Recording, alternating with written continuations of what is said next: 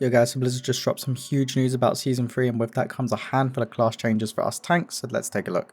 DK has a bit of an encyclopedia here, which is always a scary thing, but to summarise, they want to make grip great again. They believe it was too easily accessible with access to A-bomb limb and wanted to limit the number of grips available to a raid at any given moment, allowing them to design more moments for grip to matter. They also want to uncap AMZ, taking it back to a % magic damage reduction effect. They've increased the cooldown and reduced the duration to pull back a bit. Based on the past, I'm pretty skeptical at what effect this will actually have, but we'll see. Then we got some hero talent updates, so Deathbringer's Exterminate got some changes. The first scythe of Exterminate no longer has a chance to apply Reaper's Mark. Interesting, but I like where we're going with this. The first scythe now has a 25% chance to summon a dancing rune weapon for 6 seconds. We found that relying on chance for Reaper's Mark created too much variance in damage output, which made it feel inconsistent and unreliable. Okay, so not too bad to be honest, although I'm not a huge fan of getting % chances for a defensive, and 25% is pretty low, so we'll see if it changes at all. Sunlane also got some changes with Blood of Life being updated. I would have been surprised if Blood Beast wasn't touched going into Season 3, so this does make sense. Dancing rune weapon now summons a Blood Beast to attack your enemy for 10 seconds. So Blood Beast now deals 25% of the damage accumulated for blood, it was 50. Okay, I'm not sure this is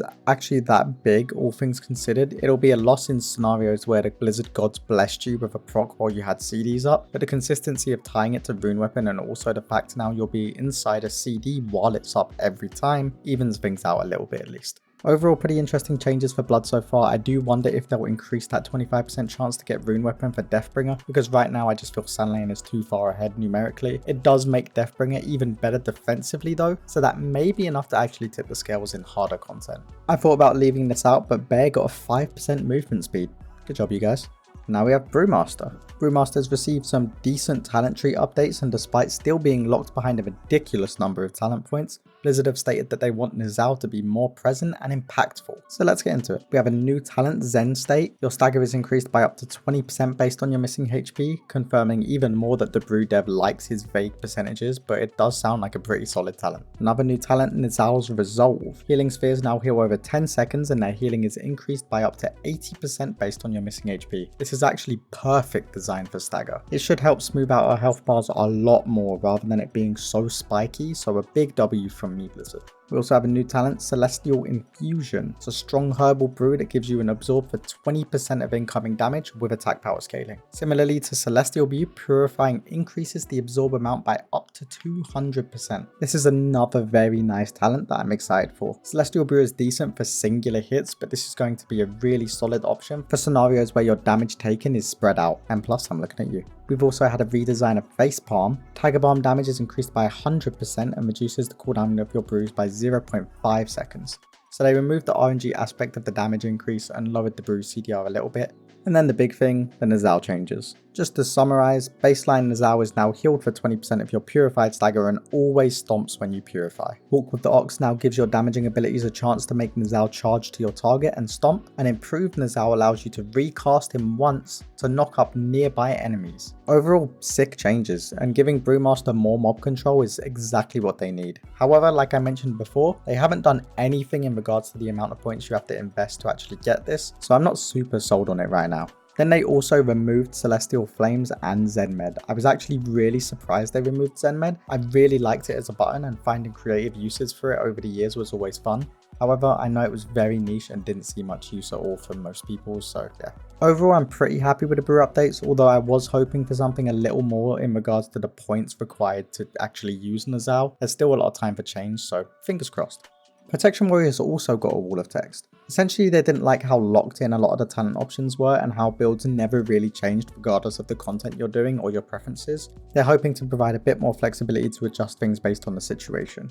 All of that hits the nail on the head, and to be honest, Prot Warrior talents did become very stagnant, so hopefully these changes actually do address that. You'll see a lot of armor removed off of certain talents, but don't fret, it's essentially just been moved elsewhere in the tree. I won't touch on every single change or we'll be here all day, but I will link the Wildhead post in the description below and instead talk about the most notable changes. There's a lot, so just bear with me.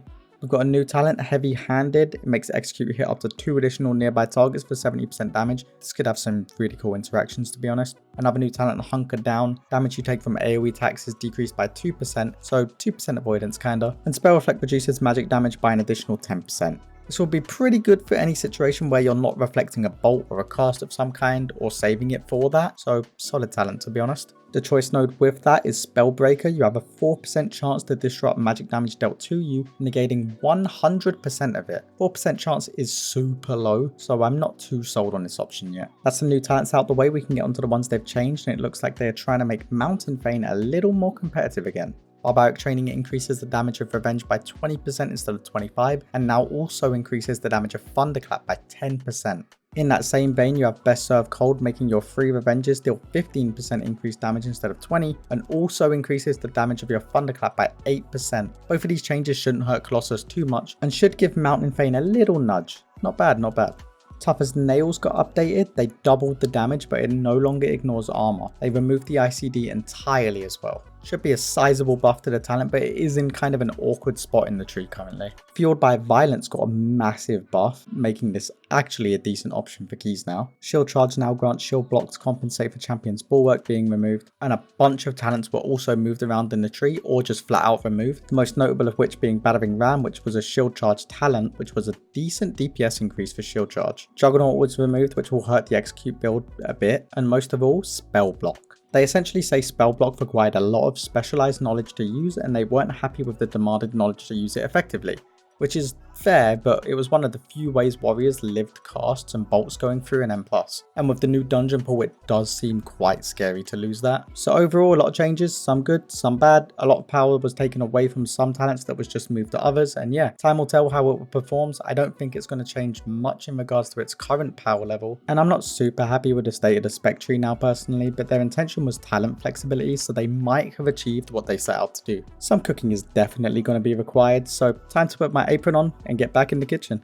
What do you think of all these changes? Don't forget to like and subscribe, it helps me out a lot, and be sure to check out my streams over on Twitch, link in the description. Much love friends, see you in the next one.